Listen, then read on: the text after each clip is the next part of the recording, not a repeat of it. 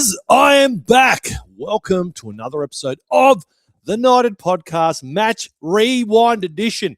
Now, if your electricity bill has been putting you under more pressure than the Newcastle Knights put our hearts under on Sunday afternoon, well, I tell you what, it's time for you to take a look at Solar, Audra Solar, a local family-owned and operated servicing Newcastle, Lake Macquarie, the Hunter, Port Stephens, and the Central Coast. They handle solar battery installs, battery storage, EV chargers, and everything is done by a solar accredited electrician. No contractors and none of those annoying pushy sales teams. Every quote is custom designed to your home. They'll even come out and give you a free on-site quote. So what are you waiting for, Battlers? You've got nothing to lose. Head over to Audra Solar, A-U-D-R-A, solar.com.au, or give them a buzz, 1300 104 914, and see why the locals just keep dishing them up the 5-star reviews. Audra Solar, powering homes across the Hunter the right way. Well, Battlers, Sunday night, the Knights returned back home to McDonald Jones Stadium in a bit of wet and wild football, wasn't it? We came back in this game with confidence, like we have done the last couple of weeks. Maybe a little too confident as we took on Benji Marshall's struggling Tigers outfit, who have fallen outside of the top 8. What we were hoping for was a very clinical victory, but that was anything but. What we witnessed was what could only be described as one of the most incredibly frustrating wins ever recorded in rugby league history. My Lord, after the West Tigers took the lead, and let's be honest, were probably the better team for the best part of the night, somehow, some way, with some absolute individual brilliance, scoring 100-plus meter try to clinch victory, to snatch the lead, to break the hearts of the West Tigers faithful. Brady Best scores with minutes to go. We round the game out, and we finished with the heavens and Mother Nature just coming on down at McDonald Jones Stadium. So we're going to sink our teeth into what will be one of the most bizarre football games to try and break down and review. Not only that, we'll be taking a look at your Nitanium Forge Player of the Week, brought to you by LGB Marine. I'll give you my Paycat Knighted Players of the Week, as well as answering your Get Out Alive Fire Safety Training burning questions. So, Battlers, sit back, get ready, as we take a look at the Justin Holbrook outlook of our round 17 clash against the West Tigers, baby. Let's go!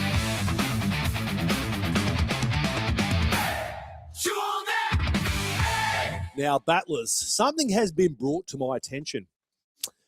Something has been stolen from us. Something sacred, something pure, something that belongs to us and only us. That's right. The Newcastle chant. Now, from what I've learned this week, I've been inundated with messages. We literally just got one then. We just got another one. Well, we're going to address this. This is an absolute fucking travesty. That this chant, a pre-recorded chant, was being played, broadcasted to the horror of those in attendance at McDonald Jones Stadium on Sunday afternoon. I can only imagine the horror and dread that filled your bodies hearing a pre-recorded Newcastle chant, a dishonest chant playing through the speakers. It's unforgivable. That chant was born in the stands. It was born on the hills of McDonald Jones Stadium. A random battler filled with courage, wanting to cheer his team on, starts the Newcastle chant, and everyone around him gets goosebumps and joins in. That's what gives it its power. It's not some corporate soundbite that can simply just be played through speakers. No, it's just a visceral, genuine, organic surge of emotion that only comes from the crowd. And do you know who it steals from? It's not really stealing from us. It's stealing from the players, the very people we are trying to empower with our own voices, not some pre-recorded version of it. What are we doing? We need answers. This needs to be investigated. I'm not happy. I'm absolutely appalled. We need to know who greenlit this, who recorded it, who put it on a fucking DJ desk simply just to be spammed there whenever they will it to be. It just takes everything away, what makes it so sacred. It is one of the best chants, if not the best chant in rugby league. And what makes it so special, it starts with the battler and it ends with the battler. Not some fucking DJ getting paid 30-odd bucks an hour. Not even in the rain, might I add. So, yeah, I was absolutely blown away. Our club has done exceedingly well across the board. We have just been blown away. The miraculous turnaround, the 180, the stark contrast our club has come from in 2025 to 2026. It's just been A pluses, just a complete pass mark. But this has to be said. This has to be said. We cannot come into the rest of the year with pre-recorded Newcastle chants being spammed through the speakers. Now, you guys know I wasn't at McDonald Jones Stadium. I was hunkered down here in the United Bar doing the Knights Watch live stream. Tell me, how many times was it actually played? I need to know. Someone must have kept tally. Carly said all the fans were saying no by the third time they played it. Yeah, no, I know. Absolutely. And Brooke said you should have heard the groans. Yeah, nah. every Well, time they this played it. this needs to be addressed, and this madness needs to stop now. This is it. All right. So you've done well. Our club has done really well. Then this might have been out of the club's hands. Who knows? Have we got a rogue DJ? This is a rogue DJ on the loose who just thought this is going to be a really good idea. How out of touch is he? Well, we need to get to the bottom of this. We got some internet sleuths. The battlers know what's up. We need answers. Let me know. We're going to get to the bottom of this because this cannot continue.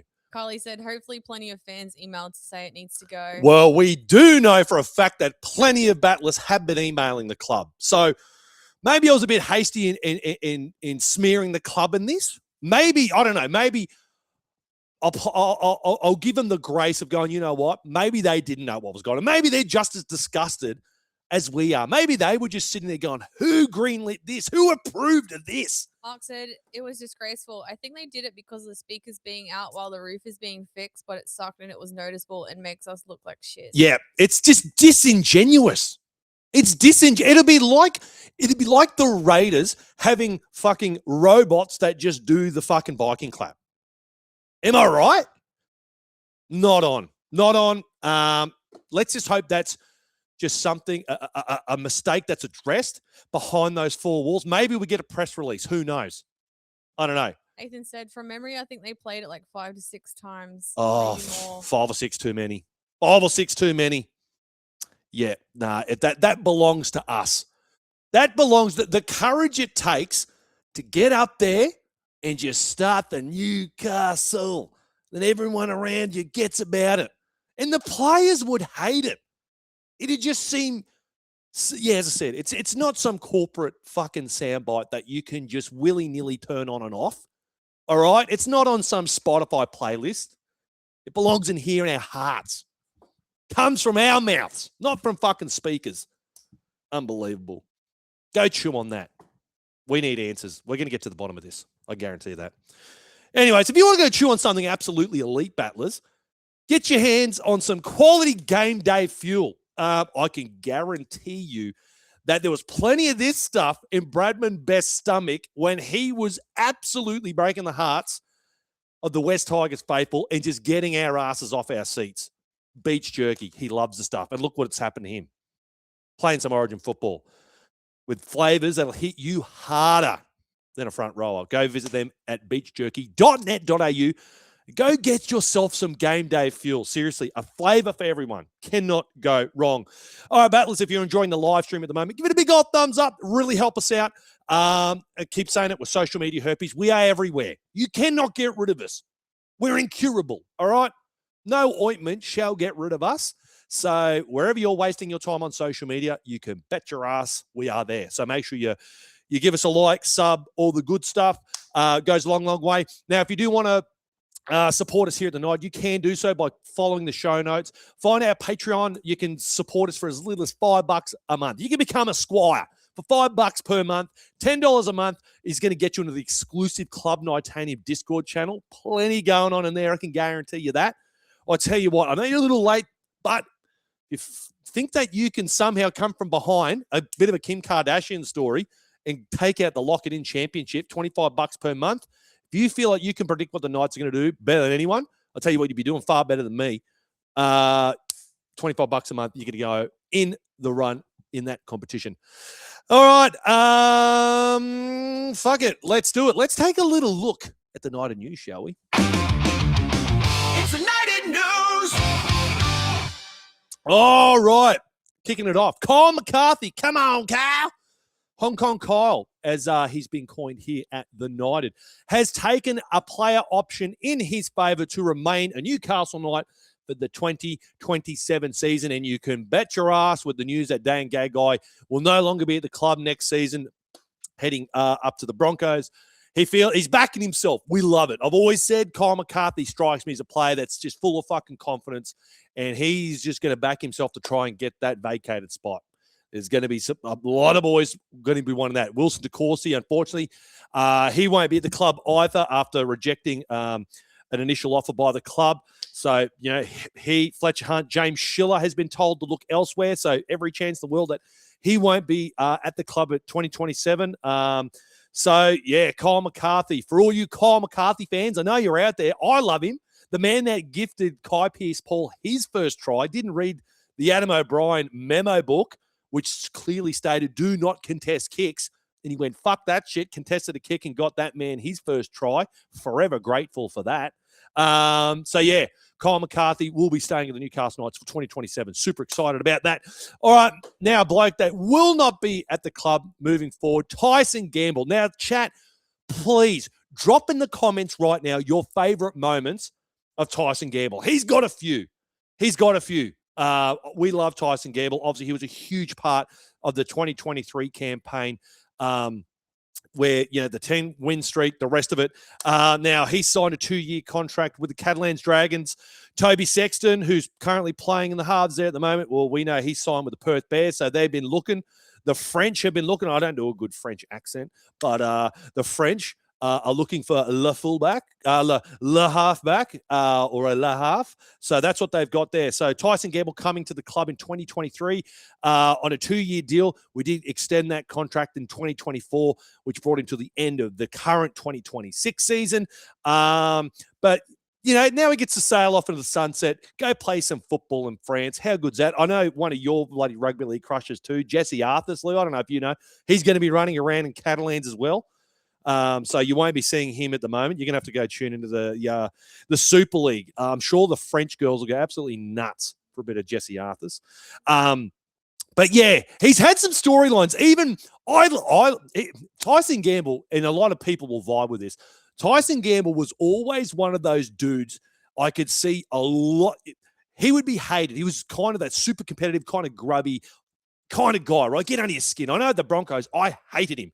I hate Broncos players, but you double that on top, just the kind of player he was. I very much loathed and disliked Tyson Gamble. But I tell you what, the moment he comes to your club, you'll love him. Super competitive guy. You know, right from when he had, remember when he had the bit of a swipe at Kevy Walters, he sort of came out and said what a lot of people think today. He was a trendsetter coming out and sort of saying, oh, Kevy's really not that good a coach. It's more Adam Reynolds. He's the one sort of running the show, which was pretty funny. Justin also brought up favorite Tyson Gamble moment, giving it back to Willie Mason. Yep. During the social media booth Oh, we had. I was just about to say that. 2023, Willie Mason coming out and just saying, you know, Tyson Gamble, he's a nobody. He's not one of the top halves. Bit of disrespect, throwing mad shade on our boy Tyson Gamble, and he's going, fuck that shit. It came out, yeah, and it's a huge part of our 23 campaign. You know, Jackie Wyton, I'm sure he's still got a bit of a scar on the left forearm there, where Jackie Byton's just sunk his teeth into him. Obviously, a massive part in that game there. Well, he should have been sin bin, shouldn't he? I remember the scenes at McDonald Jones Stadium when Jack Wyton did not get sent off for fucking trying to take a chunk out of Tyson Gamble's arm. Literally see the bite marks on the television. It was insane. But yeah, he's always been super competitive. He made his debut. I remember his club debut was unfortunately shrouded in unfortunate circumstances for us. That very season, 2023, he was coming off the bench. Kalen Ponga, I think it was against the West Tigers, had that horrible concussion. Horrible. It was the last game Kalen Ponga ever played 6 in. And then that's when the whole Canada trip, is this the end of his career? Blah, blah, blah. And Tyson Gamble comes off the bench and makes his club debut. So I know it's sort of in unfortunate circumstances, but look, has he ever been, the upper echelon of halves of the competition? No, he hasn't. But I'll tell you what, he tries his heart out. He's a fucking tough hombre, super competitive dude. I'd imagine he's absolutely the kind of guy you'd want in the trenches, and it can't be understated. He was a part of a huge, massive season for us. That cannot be underwritten. So, 30 years old, Tyson Gamble, mate, go enjoy playing in France. Fucking what a swan song. What a swan song. So go enjoy that, mate. Now, let's finish it off on a high, shall we? Our boy, Brady Best, is back. The Game 3 specialist has been selected to play his third State of Origin game. This will consequently be his third Game 3, a Game 3 specialist. Now, he will be on the left edge with a debutant, Jack Bostock. Brian Toto dropped. Has Laurie Daly lost his mind? Fucking probably. This is an Origin show, but I will have, though, the Blues are undefeated when Bradman Best has played. So, I don't know. Make of that what you will. Reading Laurie Daly's quotes. He must watch the show. He said he's never let his state down. And how many times have I continued to say that?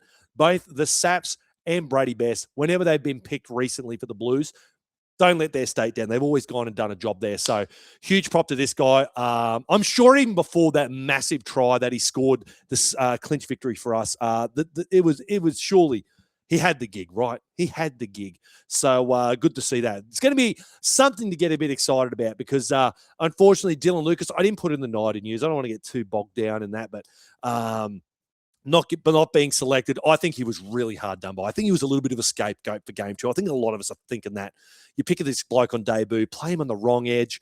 I really thought if you're gonna pick Brady, why not pick fucking Dylan Lucas? Like you got part of the Knights lethal left. Like look how well they've been going this year. The points coming out of that.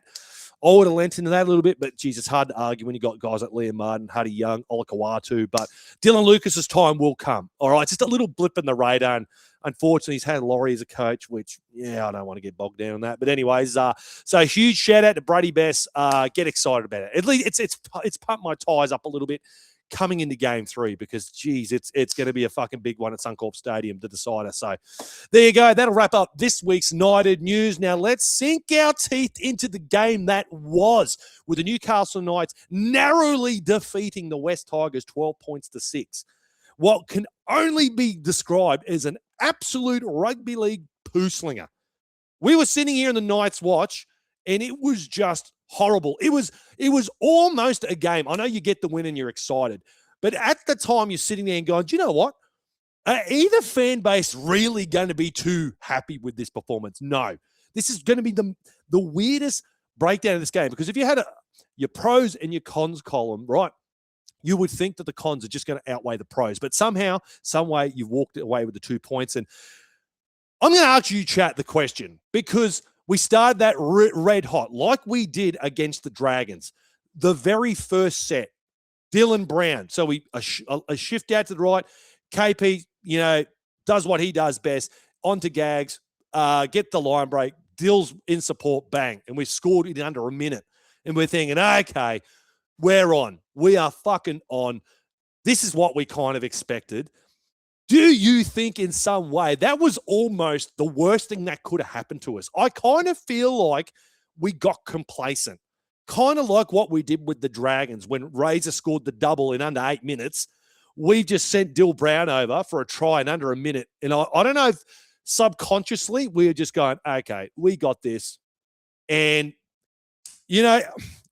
respectfully to the Tigers, Matty G, NRL fanatic. I know you boys went and made the pilgrimage up to McDonald Jones Stadium.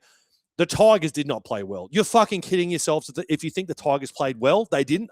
They were the best team, I thought, for a majority of the game. I don't think that's even this. You can dispute that. I think you look at that game as a whole, and you took away the scoreboard, and you would ask most people, they would say the West Tigers were the better team for a larger portion of that football game. But their attacks certainly didn't ask a lot of questions of our defense. You can't commend the defense. You know, we did ourselves no favors, like seriously costly errors. I've gone out and dug out the calculator, battlers. The Newcastle Knights, the past 4 games, we've now averaged 12.25 errors per game. Way too high. We've got to address that. You can't have that creep into the game. I know that was spoke about in the press conference. Now, I'm going to digress quickly too. We got pinned. I didn't tell you this, Lou. We can't play the press conference now without fucking TikTok fucking stinging us on that. I had a feeling that would happen But soon. you can't fucking do anything. What are we doing? This TV rights deal, they've seriously got to give us something. Fucking, what is wrong with me playing some comments of Justin Holbrook in that game? Fucking anyways, my Lord. You can't do anything on fucking TikTok any longer. But anyways, I digress. Yeah, error count was absolutely terrible. Could not get it out of our own way. You could not, as a West Tigers supporter, you're sitting there going, oh my God. I kept joking, like, did they do a blood sacrifice to the fucking rugby league gods before kickoff down in Campbelltown just to curse our team into just non-stop errors? We gifted them so much field position, so much possession. I don't even want to remember some of the graphics that scrolled up on our screen. I swear we must have been sub 50% completion rate in periods of that game. It was absolutely fucking putrid. And the disappointing part was you weren't looking at this from a couple of young rookies. You know, you got guys like Dan Gagai, who unfortunately he had a fucking stinker. We love you, Gags, but I don't know whether it was the whole Brisbane thing and all that muddled up his, I don't know, preparations or whatever it was, the occasion of, you know, the milestone game being the most capped center for the club. But unfortunately, geez, he had some really poor moments, you know. That couple of kicks, which, you know, his kicking license, sorry, Gags, it's revoked now. A poor captain's challenge. You know, when we did get a line break, that the strip from Adam Dewey just carelessly, you know, we were so under the pump. You look to your veteran guys to go, all right, a bit of ball security, let's go. And just Adam Dewey just nicked it. And then that in the second half, oh my God, when we finally had some field position and some repeat sets in the red zone, and he puts that fucking kick, and I swear it's like second or third tackle for Dom Young. You know, you guys that tuned in, you guys know what I was saying. Unfortunately, Gags, we love you, mate, but that's your one bad game for the year, because it wasn't great from him. But yeah, even Tyson Frizzell, those guys, just really bad errors. Now look, what I want to talk about is, look, the past month hasn't been great. Well, the last 4 games, right?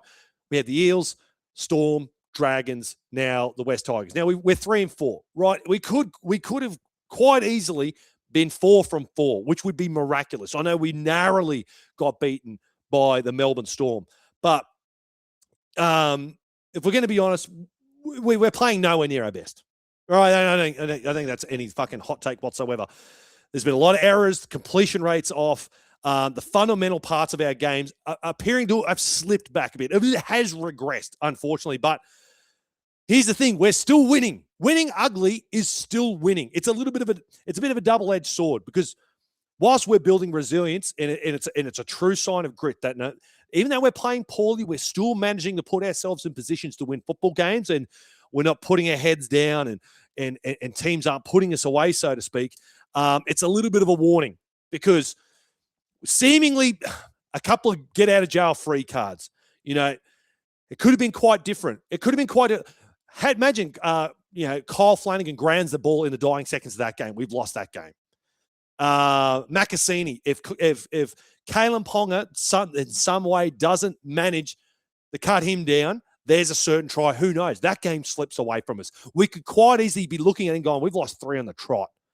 So, you know, it's a little bit of a warning. We've got to sharpen things up. We've got to tighten the screws a little bit. I'm sure back at training, it's all fundamental football. You know, this is the double-edged sword that you play. It's great that you're finding a way to win, but at the same time, you know, Kalen sort of alluded to this in the press conference. If we're going to be a Ridgy-Didge finals team, we can't be playing like that. We can't. We've gotten. You make your own luck, but I don't like the term lucky, but for a lack of a better term, we got a little bit lucky, I feel. Paddy said it really good in this comment here. He says, I know we've been pretty rubbish the past couple of weeks, but every team goes through it. The fact that we're winning gives me a lot of confidence going into the back end. Yeah, 100% Paddy. And the reason why I think a lot of us aren't smacking that panic button, right, is I think if you look at a lot of other teams that, the coach has been there for a while and they've had sustained success, you'd be going, geez, they should be going better than this, right? They're expected to go better. But I keep saying it, we've blown up the playbook. You've got a whole new coaching regime.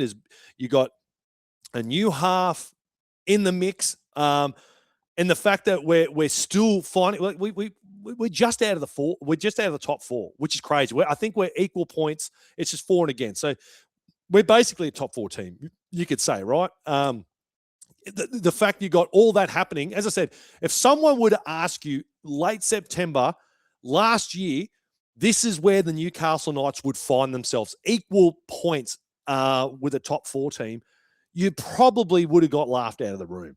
But here we are. So it's hard to be too critical, isn't it?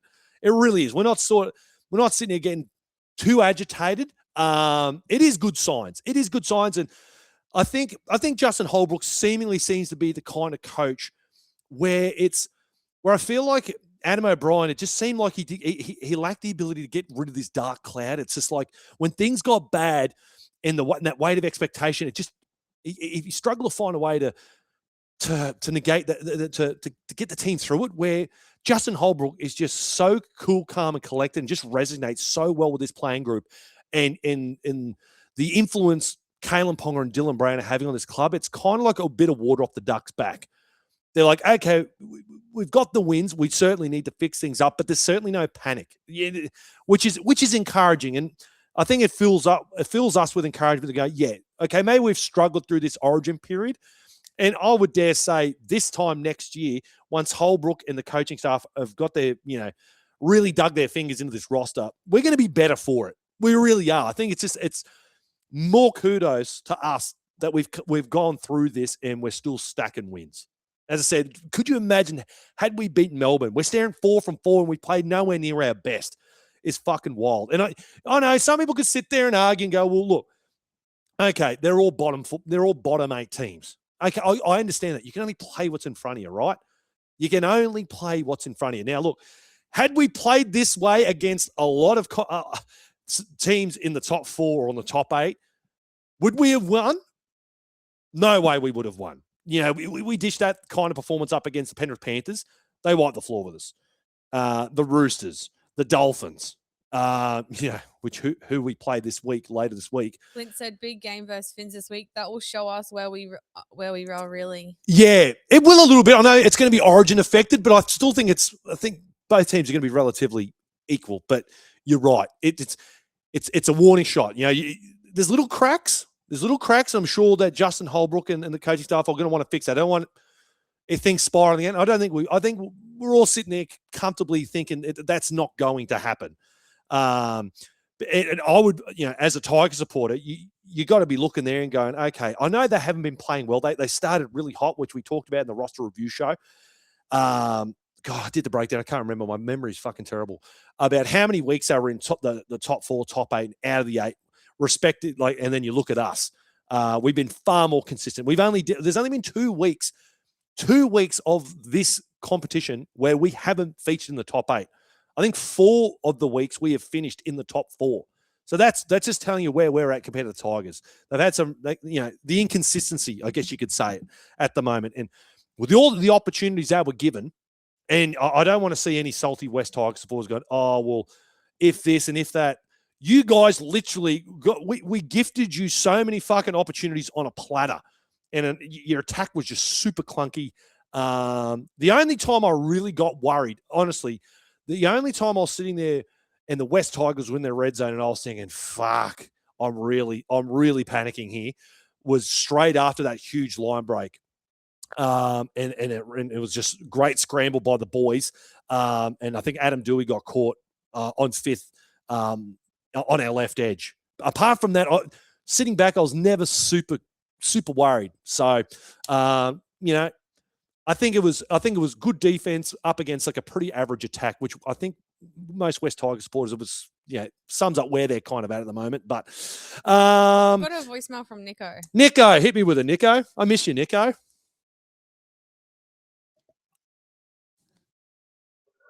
Hey guys, how are we? United, Lincoln and Lou. We got another gritty win. Wasn't pretty, but we got it. It's the main thing. Just noticing a few things.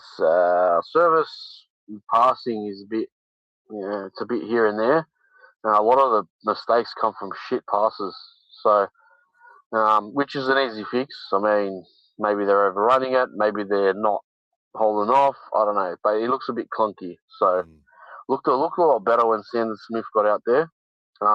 He's a class player, Sandon Smith. I know Fletcher Sharp he needs to start, but I feel like our sort of plays are a lot more smoother with Sandon Smith in there. Sharpie, I don't know, like he's a great runner and everything, but he just needs to work on his passing. I've been saying that since day dot. Left to right, his passing's a bit. How you going, but he's a must-have in the team, so I get it. But yeah, just apart from that, like I don't know, we keep losing the ruck. We're not getting good meters out of our sets. We keep getting bogged down in our own halves, and it takes a player like Dom Young to break the game. So Dom Young's my player of the match. Without him, I don't think we win that game, to be honest. So yeah, we've got to get better. Mate, hit the proverbial nail on the head, Nico. You're a man of many wise words, mate. So thank you for that. Sandon Smith, yeah, he was exceptional. He is so good. I know there's a lot of people saying, why is Harrison Graham not on the team? But geez, after the way he played against the Dragons, he was the most influential player we had. Scored like 14 points of the 22 we scored came through him. Kicked it 100%, scored a miraculous fucking try. I thought he was excellent. I'm with you. I do feel like he moved the needle for us in the right way when he did come on. Not to be super critical of Razor, but you're right. I think at the moment, right, if you're looking at the two players, I think Sandon's got a little bit better form. I don't want to be too critical of Razor, but he is quality, man. There is no denying. Like, there are so many Rooster supporters I meet that are so butthurt that they let him go and they got Cherry Evans for 1 year. And I had plenty of messages too when I said it. I can't remember if it was last week. It would have been last week when we reviewed the Dragons game, saying I genuinely believe Sandon Smith has a higher ceiling than that of Connor Watson. I really do. I've seen enough early in his career. He's incredible. He's a great, such an understated pickup. I see so many people put out like the best signings of the year. You got Dill Brown and all these sort of cats, but Sandon rarely gets mentioned. But mate, he is a fucking gun, absolute weapon. I know Harrison Graham has had some really impactful moments, but Sandon, just a lot of the stuff that a lot of players, a lot of people probably wouldn't pick up. He's doing really, really well. In how many times, right from the get-go when Razor got injured in Vegas, comes in and we're still stacking wins. He just comes in. You got a brand new halves pairing. How coming into the year, the one thing we didn't want as Knight supporters, here's another fucking halves combination. We saw someone put up the stats earlier in the year about how many halves combinations the Knights have gone through compared to other clubs, and it was just absolutely mind blown. We've just gone through so many pairings, but mate, he's an absolute weapon. But you've beautifully segued me into it. Fuck it, let's do it. Let's take a look at your LGB Marine Titanium Forge Player of the Week, brought to you by LGB Marine, the experts in building resilience on and off the water, just like the toughest structures they construct. This week's player has been battle tested and built to withstand anything. LGB Marine strength, precision, resilience. Let's take a look at this week's winner. Dominic Young. I can only imagine. We keep talking about it in the bar here. His lovely mother, Sue, massive fan of the Knighted. I'm sure she's going to be listening to this while she's doing her morning walk at some ungodly hour in England. I hate to know how fucking cold. I think it's cold here. We had a good chat this week because I've started my walks again. Said that your hair freezes, it's that cold. Wow, there you see. When you got a mum doing that kind of stuff, is it any wonder you got Dom Young just doing what he's doing? It's just a pleasure. We did not want to live in a world where this man wasn't running around for the Knights. 2024 happened. We just need to forget it. Part of 25 happened. Whatever. Just let's forget about it. Jesus, man. Holy dooly. Let's do it. Let's let the glazing of Dominic Young begin, shall we? He's got the try assist, and what a fucking try assist it was. 11 runs for 194 run meters, 26 post contact, got the 5 tackle breaks, 2 line breaks, 3 tackles, 0 missed. Only got the 1 error there, but oh my God, we've said it so many times, Battlers. You know, when I keep going back to 2023 when we had the game where the John, you know, when we I believe it was a tie. The 2 Johns boys, Cooper versus Jack, and the miraculous try Dominic Young scored from our own end just burns whoever the fuck it was, Garrick or whoever it may have been, around the outside on the right edge, and you're just sitting back and going, there's seriously maybe one other player, maybe 2 other players in the NRL that could possibly have scored that try. And that's what we saw once more. The guy is just an absolute freak. Like, how many times was it said in the chat on the Knights Watch? Like, is there anything seriously more beautiful than watching Dominic Young in open space on the Knights' right edge? Like, it just takes you straight back to 2023 in that home final. It's just a thing of beauty. It still gives me goosebumps. I still go back. I've got it saved as one of my TikTok videos. I must rewatch it like 5 times a week. It's so good. Incredible. How many times did we shift the ball out to Dominic Young and just things were happening? And that was the other annoying part was we looked dangerous. We looked really dangerous. It just seemed to be, as Nico kind of said, once we got the kind of the red zone, passes weren't sticking. It was clunky. You know, Dylan Brown, really uncharacteristic, just kicks the ball dead for a 7 tackle set with no one pushing in support. It looks super clunky. And then, coming out of our own end, sort of around the middle of the field, we're just breaking them apart. That was a frustrating part. How many times did we get these massive chunk line break plays and we just couldn't get a roll on from it? We just couldn't ice those moments later in the set. But Dominic Young, holy shit. Yeah, man. He's a weapon. He's going to break. I know he didn't score a try this game, but surely he's breaking that 2023 single season try scoring record. Just a thing of fucking beauty. A beautiful man. Very, very humble. Just very introverted kind of guy. I'd love to interview Dom. I think he'd be a really good yarn. Just an Aussie yobbo like me and a proper Englishman, an absolute gentleman. Do you know what? I'd like to interview him in what was his name? Who plays Henry Cavill? Do you see what Henry Cavill was wearing to the horse races, Lou? The proper old school English top hat, that kind of shit. Oh, really? Yeah. Let's get Dom in those sort of areas. You know what I mean? Like proper English kind of kit. Maybe the award ceremony. Dom, I want to see the award ceremony play into it, mate. I want to see the pocket watch. I want to see the top hat. I want to see the fucking works, mate. Proper English style, brother. Very well deserved. He was, I there's any doubt. We don't win that. We don't win that football game without Dominic Young. Sheer brilliance. Like that passage of play, Brady Best to link up with Dominic Young in the in goal, and he just burnt. How many tackles did he break? 3 or 4 tackles, and then just hits fucking full stride. Turns fucking Terrell May here and there. Who's pushing up? Brady Best, Origin fucking legend.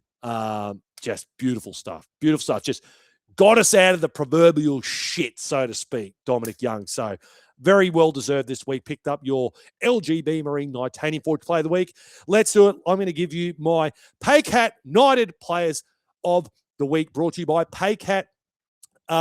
Payroll made easy by a crew from Newey who know their stuff. Whether you're paying the boys on a construction site or trying to figure out that tricky shads award for your NDIS biz, Paycat make it dead easy, battlers. They back hundreds of Aussie businesses, and they even help an NRL club keep their payroll running smooth. You can get the payroll, you can get the Paycats team to do it for you, or you can do payroll yourself. Either way, you can have more time to sing some game day grain-fed lagers, eat your beach jerky, and watch the Newcastle Knights just stack more dubs, baby.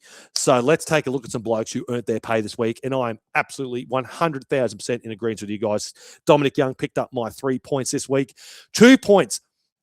Now, I have to issue a public apology, I think, to Phoenix Crossland. I think I have been so starstruck by Kalen Ponga and Dylan Brown and razor sharp after their performances that we've seen this year. I think, in a way, I've kind of slept on how fucking good Phoenix Crossland has been going. I think I've been so starstruck. I think I've neglected him. I think he's got a bit of middle child syndrome about him at the moment, unfortunately. And I want to issue a public apology. I don't think we've spoken about Phoenix enough. I think there's been too many episodes gone by where we haven't praised this man and what he's done. 64 tackles made. What are we doing, Phoenix? We keep saying the bloke tackles his dick off. He must be so over fucking penis transplants at the moment, that poor bastard. Just tough as nails. For a game that just had nothing going for so long, and he's just in the washing machine in the middle of the field, just keeps fucking turning up in D. How beautiful. Calling it a 40-20 is a disservice. It was more than a 40-20. It was a 35-5. Let's just call it for what it was. Early in the game, okay, we got the disallowed try for Dill Brown. You know, Jermaine McEwen runs into Alex Seyfarth. Alex Seyfarth wasn't going to do fuck all. Anyways, rules are rules. But was it the next set or two? Fucking Phoenix absolutely fucking drills one. Textbook. Perfect. I don't know if I've seen a better one ever. And you're thinking, all right, the boys are still on. We're going to be turning the fucking screws on the Tigers here. It's beautiful stuff. They're about the only two highlights from the first half. That was just about it. But yeah, seriously, what an absolute weapon. And I think, yeah, I've got to issue the apology to Phoenix Crossland. I haven't given his flowers enough in this spine. He's just continually doing a great job. Justin Holbrook has spoken about him. He's just he honestly thinks he's probably our most consistent performer. He'd have him probably in the top 3 players for us. So I know we kind of reward guys that had come up with the big tackle breaks and huge run meters and the tries and all the rest of it, but we've got to give some love to the guys that just get through the thick of it in the middle of it. Always the good service there. And then when you come through as a halfback, just have that kicking game about you, just to absolutely drill those 35-5s, hook that into my veins. So 2 points I'm giving to our boy Phoenix Crossland. 1 point, I had to go Brady. How could you not go Bradman Best? Let's take a look at some stats from Brady Best. Obviously got that fucking awesome try there. 13 runs for 174 run meters, 53 post contact, got the 4 tackle breaks, got the line break assist, 21 tackles, only the 3 missed. Did have the 2 errors, but fuck, who didn't have a fucking error that game? Yeah, and very rightfully so gets called back into Origin. I don't want to read anywhere any of these salty, butthurt fucking supporters from other clubs. Yeah, give it to our boy Brady Best. He has always performed for our state, and he will continue to do so next week at Suncorp Stadium for Laurie Daly's Blues. There was a couple other guys probably super unlucky. I thought Greg Marzu had a really good game. Led the run meters, 22 runs for 226 of the best, 92 post contact. PCM king, that bloke. 9 tackle breaks, insane. Line break assists, got the offload there, 3 tackles, 0 missed. Only had 1 error there, but continuing just to do great fucking work. Unfortunately, Gags had a real bad, not a great game. One he would like to forget, but I'll tell you what, the other boys in the back line I thought were superb. Kalen, obviously a massive play from the skipper to run down Macassini after an unfortunate Dane Gagai drop ball. Stopped a certain try. I know Benji's going on about it should have been a sin bin and the rest of it. I'd have to go back. If I'm going to be completely honest, I'd have to go back and rewatch it. Rewatching it, maybe I was just in absolute awe of what he just did, and I didn't really pay attention to the tackle technique. But that was massive from our skipper. But in attack, geez, he was slipping and sliding all over the place. We were kind of waiting for him just to kind of come up with something. I know when we were watching the Knights watch, we're going battlers. Who is it going to be? Who's going to break this game open? I had my eggs in the basket of Sandon Smith. I thought, I feel like it's going to be Sandon. Sandon's going to come up with something. But it ended up being Dominic Young and Bradman Best in the end. But a little bit of a quieter performance by Kalen Ponga. I certainly hope that's the kind of performance he's going to give the Queenslanders. I'm not saying he played like poorly, but in attack, bit quiet, bit clunky. Dill Brown was kind of same, a really uncharacteristic error coming out of yardage for us again there. So just one of those games. And as Nico said, Razor, not his best performance either, but look, we got the win. we got the win. So let's not just go poo-pooing the boys too much. Let's just praise those who did really, really well. We got the W, as I said. Like who didn't get an error? Like seriously, if we go across to the error count here, let's just talk about who didn't fucking give us an error. Razor didn't. JSAF, Croaks, Cody Hopwood, Sandon, Tommy Cant, Phoenix Crossland. There you go. So apart from that, everyone else at least had one error. Unfortunately for Gags, had the 3. But yeah, there you go. You're my Knighted players of the week. Any talking points, Lou? That is anything? Yep. Anyone kind of wants to bring up that I might have sort of skimmed over? Because I am a very glass half full guy. If you want to ever tune in, it's got to be really, really bad for me just to really slam the club. We're going to be back in those areas where we clearly just threw in the towel for the back half of last year. I'm just going to continue to shine light on the good stuff, and we're going to fix up.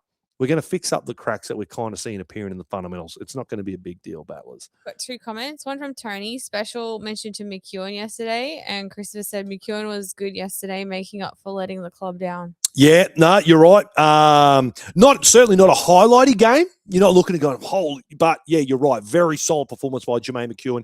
Very much missed against the Dragons last week. Absolute stud.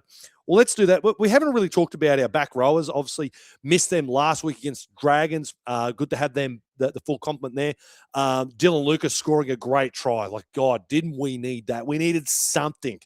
My bum was getting fucking sweat on it by just sitting there and just getting up over nothing for a big part of that game. So Dylan Lucas with some individual brilliance there, scoring that try. But let's have a look. Let's let the glazing continue.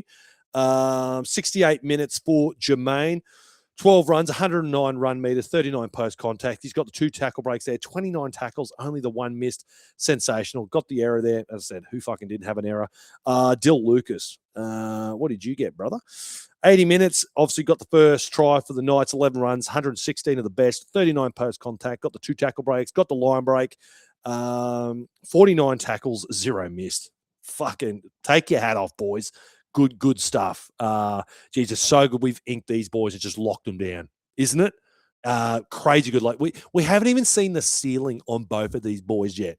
That's the incredibly exciting part. So, good stuff. No, good shout. Good shout. Jermaine did play a really solid game. And it just goes to show, where he's at so early into his NRL career. What are we going to get from this guy once he's played 100, 150 of the best, 200? Yeah, weapon. We got a good one. Battlers. Got a voicemail to play from Brendan and Mad Dog Maddie. Brendan and Mad Dog Maddie. All right, this should be good. Hey, Lincoln. Hey, Lou. How we doing? It's Brendan here. I've got my partner, Maddie. Hi. Hey, yeah, what the fuck happened there? Passing in the in-goal area always gives me a bit of a heart attack. Fortunately, we got it to Dom Young. Dude's got some wheels on him. Oh, yeah. Fucking hell. Bradman best. Fuck, what a legend. As usual, like, the real bloody legends, they're the ones who stand up. But I feel gross. I feel disgusting after watching that game. But we got to win. But we've never felt so deflated from a win. It's a good thing you guys didn't make the bloody trek down to Newey this time. Oh, yeah. And you would have been freaking drenched if you sat and watched that game. Luckily, we all sat in our comfortable apartments. Far out, man. Tough watch. We got the win. All right. Love ya. On you guys. That's the very first one we've had from a couple. I think so, yeah. There we go. That box is ticked. So congratulations to Brendan and Mad Dog Maddie. Must be an absolute mad dog. So good on you guys. Appreciate it. Yes, it's a very weird win.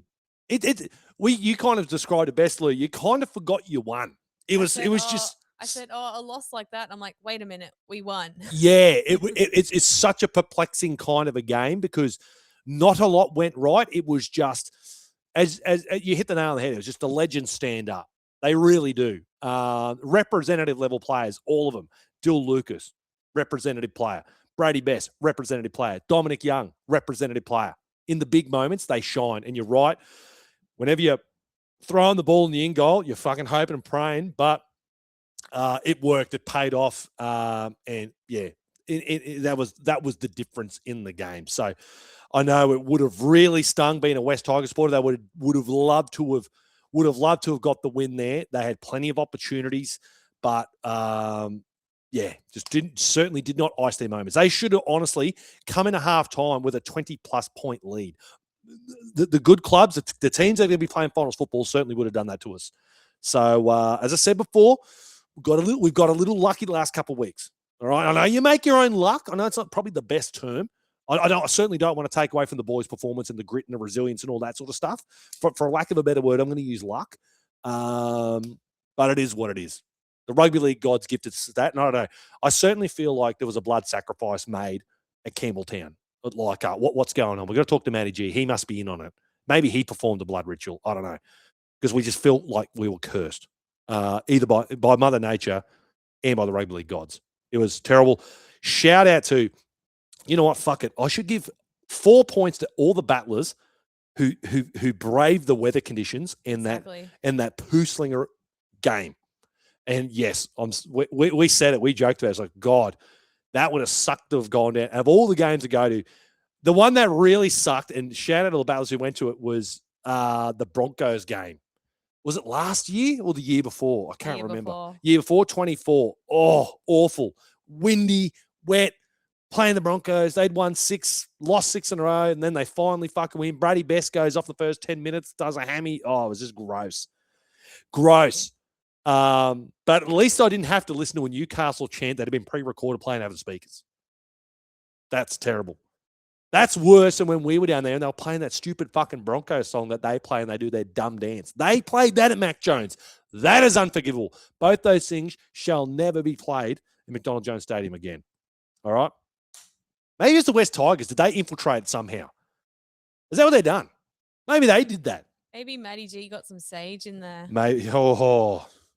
Well, if there was some, I'll tell you what, if I were a Broncos supporter, you would be buying truckloads of sage at the moment. They suck. It's so good. I really hope we just fucking push that curse onto that club. Fingers crossed. Is there anything else I've really missed? Or have I kind of tied that game up at a nice, neat little bow? Have I encapsulated, I think, what everyone kind of felt from that game? There's not a huge amount of talking points. It's just good to get the W, right? It's just one of those games. It's certainly not going to be a game I'm going to remember for the rest of time. Put it that way. That it said, got to remember, we didn't have Ponga and Brown for a few weeks each during the season too. Yeah, that's what I was kind of alluding to. I think it's still a massive, massive compliment to the coaching staff when, you can look at the clubs like the Panthers, right? They're still the fucking benchmark, and they get rated at Origin time, as they should. And then they've got the systems and the players in place to kind of plug them in, and they just keep going. And we're in the infancy of that. We're under the new Justin Holbrook regime, and there's some new pieces, and the pathways that we're bearing fruits now. But those sort of systems are coming into place now. We're in the infancy. I guess you'd like to think we're kind of where the Panthers were in like 2019. You're playing top 8, and you can sort of start to see the blueprint starting to come together. Those clubs you expect, regardless, particularly if they're playing teams low on the ladder, they should be beating. They should be winning those games. So that's why I'm certainly not smashing that panic button. I don't think any of us are. But if I see any battlers seriously going, "Oh, we're fucked, we're doomed," blah blah blah blah, seriously, you got to take a deep breath and relax. It's all good. It's all good. There's nothing to panic about. I've got all the faith in the world that this is a little blip. We're just a little bit of a rocky road through Origin. It's a little bit topsy-turvy. Buys, coming in and out of the buys. We'll be right. We'll be fine. We'll be fine. All right. Is that it? We're done? Good stuff. All right. Let's go answer some of your burning questions, battlers. Burning questions. All right. What we got? I've got a voicemail from Billy Battler. Billy Battler. Plays into it. Do the boys just get That by far was the worst. You No. didn't load it, Lincoln. Oh, what? That was from last week. Oh, from yesterday. Oh, So- no. I have to play it. Hang on. Let me do it the old-fashioned way. I'm gonna bring it up here. You All said right. this one was really good, so let me load it up. I'm just gonna play it through mine. Here we go. Right now. Look, Butlers. It's Billy Butler here from Glasgow in Scotland. That little game reminds me of that time back in homeland. Listen down, rain. Tom Young, you fucking legend. Justin Holbrook, take your fucking hat off, mate. Newcastle. Bloody Billy Butler. It's pretty No, funny. he sounds like he'd know a fucking battle too. Good on you, mate. See, we've got him coming in from everywhere. We got Boris coming in from the Ukraine. Who was old mate that was from South Africa too? We had a South African. So good to see you going international. Give me Jamie Fraser vibes from Outlander. Have you? Oh yeah, that's why you want to watch. We did start watching that. Yeah. Comment away too, battlers. We want some give us some TV show recommendations too. Jamie Fraser's my hall pass. All right. Well, give us some I digress. Give me some recommendations, TV shows. What are you watching? Got What's a few something you've slept comments on your shirt today, Lincoln. My bowling, yeah, it's fucking Patty said nice shirt, mate. shout out to the mother-in-law. She's a really good gift giver, your mum. I've got got a couple of little knickknacks in here. She got me the doormat for outside. She got me this little thing here where you open your bowl top and your bowl top falls in. A couple of Knights beach towels. She nails it. She somehow knows what I do and don't have. Better gifts than me. Fucking oath. Yeah, your mum nails them. So Justin said rocking the polo shirt tonight. good on you, mate. No, I should bust this one in a bit more. Do you know what made me think of it? I saw someone, I think it was the South game, rocking this and went, oh, I've got to bust that out again. It's a good one. Bring back the bowling shirts. Matthew asked, if you had a big birthday party, which Knights players would you invite? Ooh. Well, you're 40 next year. So Yeah. Who are you inviting to your 40th, Lincoln? Don't look a day over 21. Got the complexion of a 12-year-old Greek boy, I do. All right, who am I inviting? I'm going to go past and present. You're going to have the Johns boys. How can I not? I'm going to be touching the hand of God once more, and you're going to have Maddie there. You're just going to be in stitches. Joey knows how to party, and you got Maddie there. So that's going to be a vibe. Greg Marzu. He just seems fucking fun. Why would you not have Greg Marzu? Fucking champion guy. I'd want Greg. Just tearing shit up on a dance floor.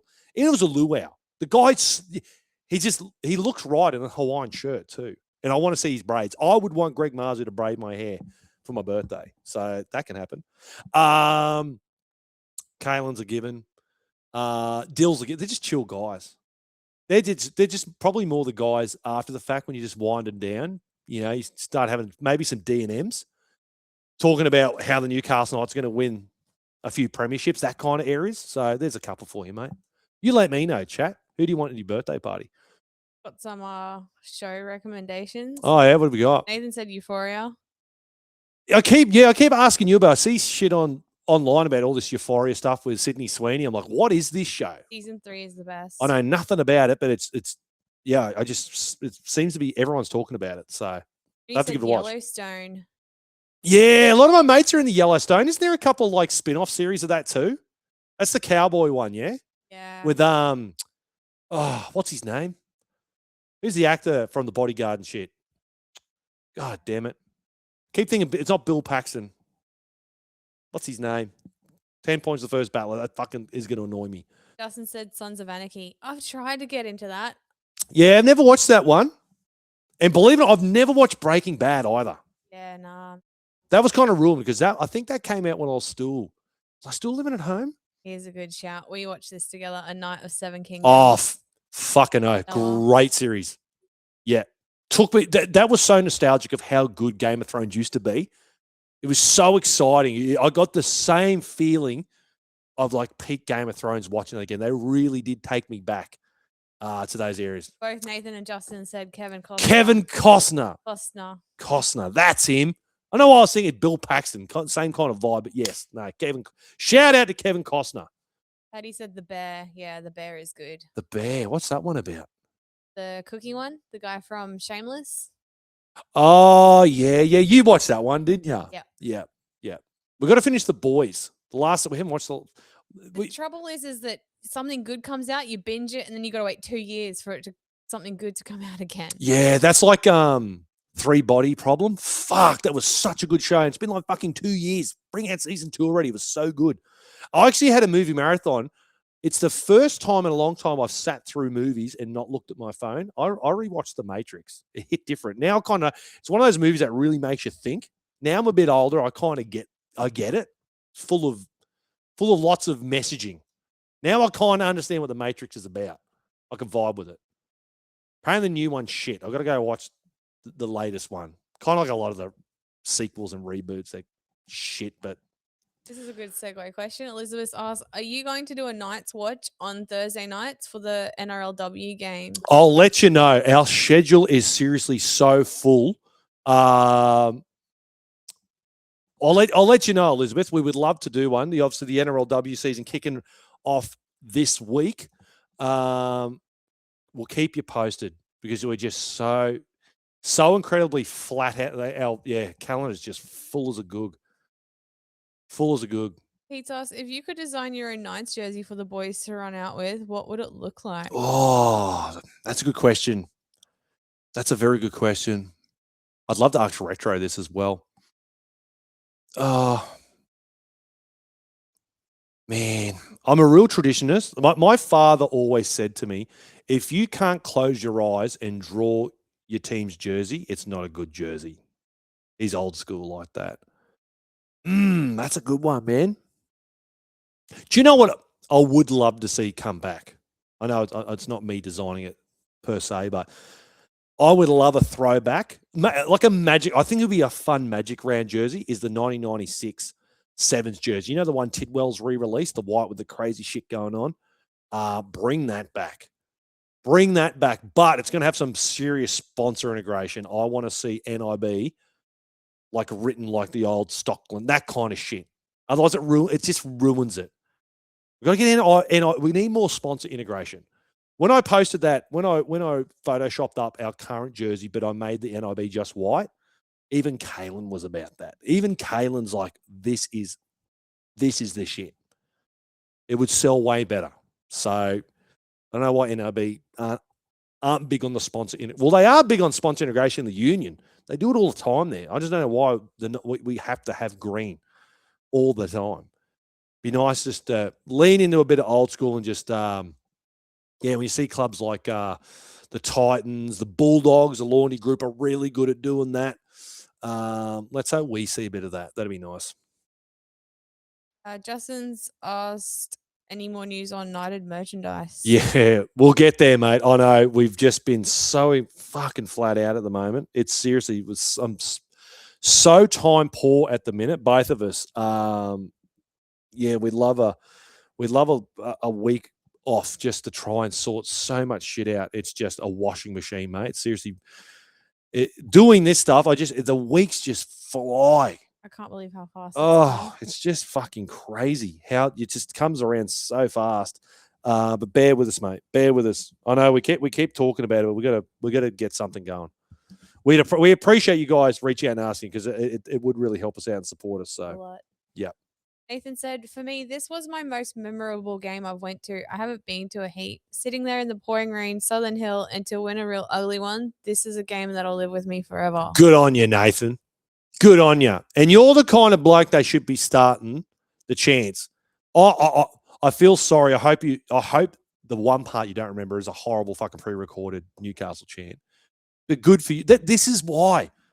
That furthers my point. Is blokes like Nathan. They're the guys that should be starting the fucking chants. Some fucking DJ who's just comfortably sitting dry in a fucking DJ booth, just spamming the shit whenever he pleases. Should be up the blokes like Nathan who turn up, pay their hard-earned, getting pissed on by Mother Nature, just witnessed 30 fucking knock-ons in a game, and he's just rewarded for that by seeing a miraculous fucking try scored by Bradman Best in the dying minutes of that game. Good stuff, Nathan. You are what the club is built around, mate. That comment is just, good stuff, mate. I'm glad you'll remember that. Take that when you got the grandkids over one day, mate. You'll just sit them around and tell them the tales. Tell them the tales of the round 17 clash against the West Tigers, the Newcastle Knights, and Bradman Best just tearing shit up. One on TikTok asked, how do you think we'll go this week? I think we'll go all right. I really do. The Dolphins are going to have a few out. We're going to have, obviously, we're going to have KP and Brady out. Back home, though, the Dolphins are the best team we've played in a while. So, we're going to need to be on. We're going to need to be on. It's going to be very interesting. If we see an uptick in all the fundamentals, to me, that sort of screams that maybe we were a little bit complacent against some teams that we thought, we're going to beat them. And then when we come up against good teams, which is it's good and a bad thing. It's another double-edged sword. It means, okay, we're not getting complacent. We know we can turn on. We just need to not do that to the lower teams, because it would have been nice to get that for and against a little bit better, because that's what's keeping us out of the top four. But I think we'll be okay. If there's any time to play the Dolphins, it's now. So, yeah. This Bring 'em on. comment's quite funny because our daughter said the same thing to me not too long ago from Chris. They should play a Knights sword clashing sound when we score. Well, they do that on the TV. Like Fox always have, they got like a fucking horse neighing or the electricity for the eels, and Cowboys fucking yahooing and shit. Surprised they don't do that. The Panthers do that the best when they do. They now. That's probably why Fucking she said it. Tigers thing? She Panther, sorry. gets you by saying she's a Panthers fan. Was that pink? Oh, yeah. Or says she's a Broncos fan just to get you going. Yeah. Pete said, what do you think of a Silver Knights armor jersey? They actually did a really good one. It's just out of reach for me over on the rack there. 2015 Auckland Nines tournament that I had the pleasure of going to. That was really cool. Yeah, they could kind of lean to that. I'd be about that. Fuck yeah. Yeah, that was a really cool one. That was really unique. It'd be nice to get a bit bold on some of them. I'm with you. Yeah, I vibe with that. Good shout. Bring back the Knight armor. Let's lean into that. Fuck yeah. Justin said, any chance of a heart rate monitor to see what watching the Knights play along the watch along does? Fuck, that's a really good. We should put that down. Get a heart rate. Apple Watch. We've got to get a heart rate monitor. It'd be nice to link that up to the stream and just watch that. That'd be fucking hilarious, actually. That's a really good shout. Get that heart rate going. Just got to get my resting one and then get that as the baseline and just chart it. Yeah, that'd be wild. Would be wild. Earlier, Harry has asked you, he said, I'm in the car with Dad. It would make his day if you say up the Dave Saxo. He'd love it. Up the Dave Saxo! On you, Harry. On you, brother. Appreciate the support, guys. Drive safely. Is that it? We're going to end on the Saxo. Good stuff. All right, battlers. If you're watching the live stream at the moment, give it a big old thumbs up. Really does help us out. And if you haven't done so already, make sure you like, follow, subscribe on all the platforms. YouTube subs, getting those in. Keep them coming. Would really appreciate that. If you haven't done so already too, if you're listening to it on Spotify or Apple Podcasts, give us a big old 5-star review, baby. Let's go. Let's keep them coming in. Does help. But yes, so we'll be back tomorrow night for the roster review show, looking ahead to our clash against Christian Wolf's Dolphins coming to town for another Sunday affair back home at McDonald Jones Stadium. So plenty to sink our teeth into there. But yeah, that'll do us for tonight's show, battlers. We're going to get the Adam O'Brien out of here. We'll see you guys later.